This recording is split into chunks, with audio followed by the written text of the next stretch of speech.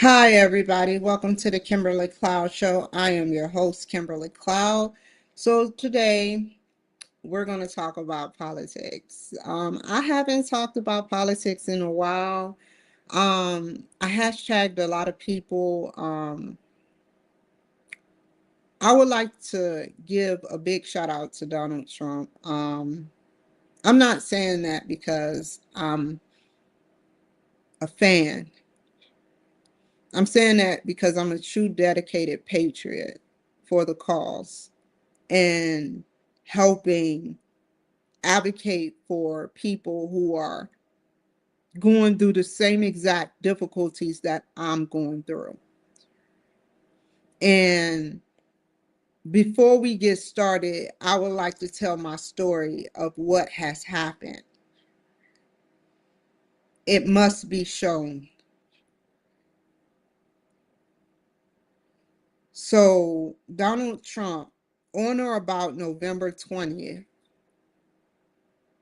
I made an appointment with Ziply Fiber because my Verizon, which I switched to, which was affiliated with this building, which I had Xfinity, but Xfinity was a little skittish based on the people that worked there trying to take my social security number and information. So at night, my Wi-Fi dropped. So I said, you know what? I'll keep Xfinity, but I kept it. So I walk in the building one night or one evening, and there's a lady um, dressed as a witch with a stick. And she sat up there and said, she wouldn't stop. She wouldn't take no for an answer, that she wanted me to get this excellent service of Verizon. So I got Verizon, and it sucked. Whoever it was scrambling my stuff. And so I called, as my windows stay open with my personal information, but what these MFs don't know is I'm changing my social and everything once I leave. But my social security number and everything is out there. So I called Ziply Fiber, and I have reason to believe some people are intercepting my phone calls, bad people. And you can buy the equipment between $8,000 and $15,000 off of the auction from the police station, if the police station is auctioning it. So after the Verizon thing, and I called Ziply Fiber, I I was preoccupied doing something different but weird, and he called right during that time. And he said, I have to go to the rental office first. That's his first words. Like a baby first words is dada and mama, but his first words were, I have to go to the rental office first. I didn't even say hello yet. So I'm like, okay, fine. So I finish what I'm doing. I go downstairs. I'm waiting. So I call Ziply Fiber, possible interception. And 5 minutes later, he shows up. Right on cue, right on cue, does the maintenance man come around the corner as we're going to the elevator. He has access to the cameras. So this is right on cue. For all I know, they were like this. Ain't no rental office man going to give his ID out that easy. He showed me his ID and he reiterated over and over and over. This is his first time here. This is his first time here. How many times you got to keep saying that? 290 pounds, 6'3", and 5'4", 149. 5'6" accurately. So they take me up to the 4th floor. I have an empty can of Red Bull sitting upstairs. That spaced out time between the time I was downstairs. They wanted me to come downstairs with them on the 4th floor. Why? Why didn't they say go upstairs and we'll take care of this ourselves? The fuck do I need to be there for? So I go upstairs. I immediately, with him, guzzles down my Red Bull. Then he comes in, this immigrant, with a weirded out case. Never seen something like that before. He put this weird plastic uh thing that the plugs go in. He put a weird thing that looked like a lamp in front of it. I took a picture of it. I said, how long is this going to take? He said, all day. Like he's trying to tell me that whatever he had to do for me, he was waiting for something to happen. And then 5 minutes later, he was done. He goes, he said he has one more thing to do. He leaves. I lock the door because he's getting too suspicious. I go through his things. He jiggles the door. What professional do you know jiggles the fucking door when you're going through his things? Why isn't he where he said he was going to be? No professional jiggles the door. So then I immediately, between that time, I called the police and say he acting suspicious.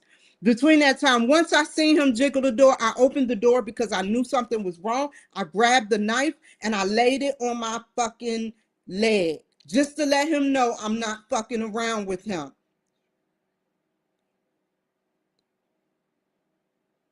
And I sat down with my phone. And then he said, aren't you going to come over here and see what I did? And you got to set it up using your phone. Before that, he gave me 2 fake IP addresses. He knew the right address, but then he said, once I went on there, he said, you can take off these two numbers.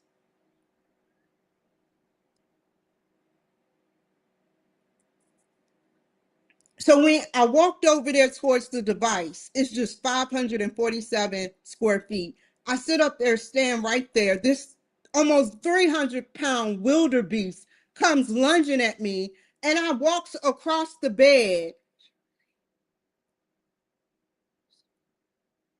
and I sit up there, and I said, what the fuck are you doing? So I walks all the way over here near here, and the computer saved me. The computer saved me. The computer was wide open, but at the time not recording. I wish it had been. I should have been recording the whole thing. I would have been a rich woman. He sat up there. I said, let's do this shit over. What the fuck is wrong with you? FBI. Go get the device and come back. The device is not working. He leaves and he fears for his life.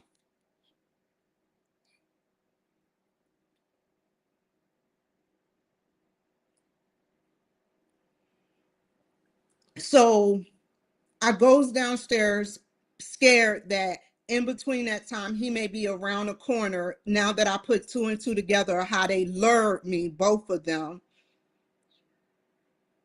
And I go downstairs knowing that this woman has everything to do with it, because now she's in the office. Now she's right in the office as if nothing never happened. And I cursed at her. And I have it recorded. And I don't regret it, because I know she had something to do with it. For me sitting up there telling on her for looking at me like I'm crazy every time she seen me.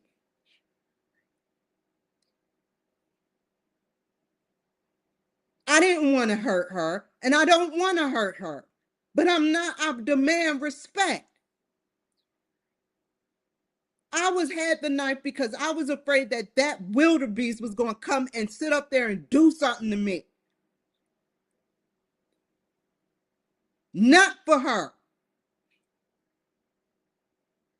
And so when they noticed I had a knife in my back pocket, immediately the first manager, because they're both supposedly managers, one of the managers brushed up against my butt, took out the knife, sat up there, dropped the knife on the ground, made it a big scene about it.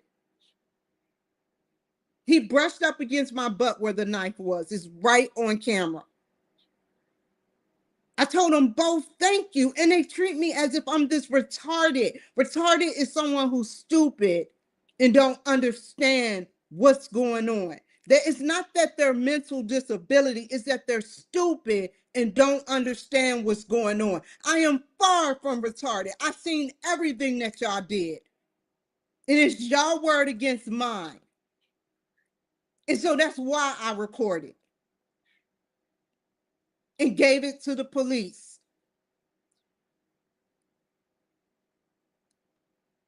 They gaslighted me twice when I went downstairs. I left it alone. A week later, I went down there. No one told me it'd take 7 to 14, up to 30 days to cash a check from Cushman and Wake. Had every ample opportunity to tell me it would be 7 to 14 business days. The manager told me, which I have recorded, that he would get it in the mail. He would sit up there and immediately deposit it. It's been 8 days almost.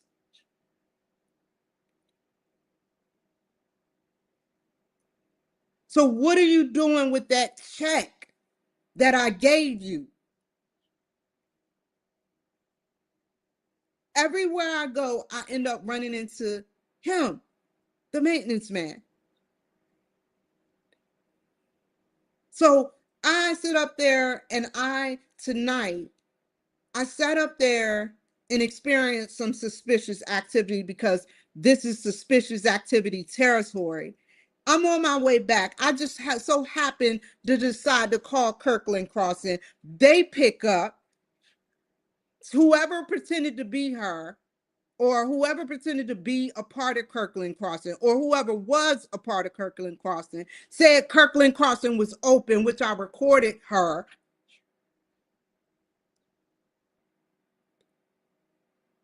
And then I get there and the office is closed, and I run into the mysterious maintenance man again with a woman, a Hispanic woman. So what does this mean to me? Is it a setup?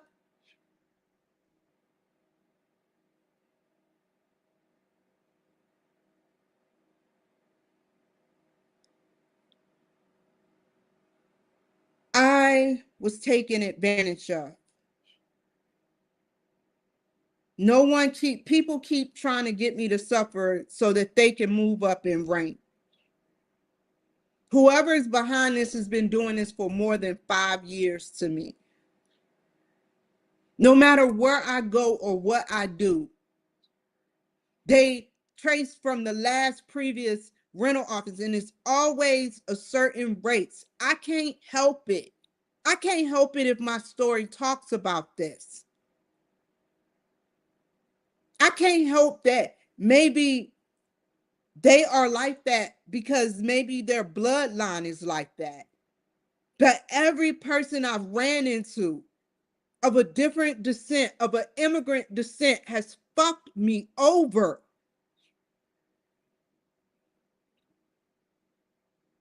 Especially at rental offices. So I had to include my rental office, which I don't care about their race. It's a whole new state, a Republican state. I want to have faith in them.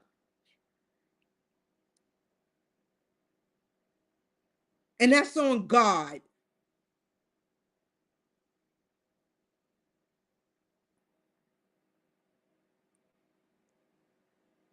I want to believe that everyone isn't like the Democrats here in Washington state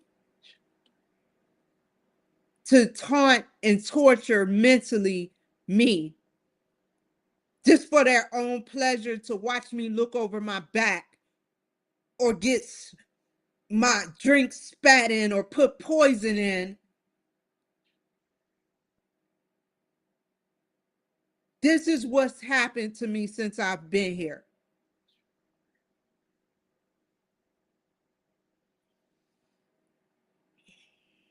It's not right how people get away with this. It's just not right. It's not right how people, good people like me, have to go through bad, messed up crap, and people like them get away with murder. In this state, you can get away with murder. Literally. If you're an immigrant, you get treated up here. If you're African American and you're like in my class of African American, you get treated, you don't even see my hand.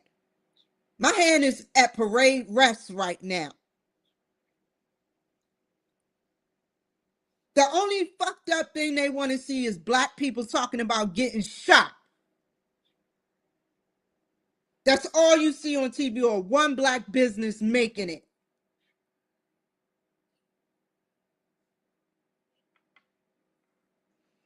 So let's get started with the Trump thing.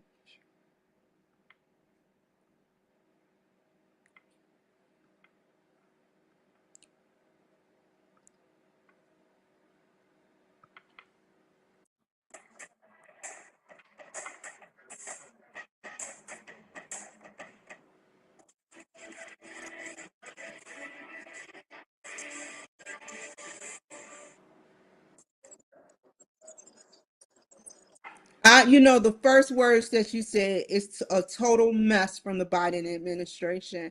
And I tried to work with Democrats. I wholeheartedly tried. I tried to reach out to them and tell them the honest truth of how I feel. But that door has shut because they cannot play fair. They have to cheat at everything. And he inherited this big old mess.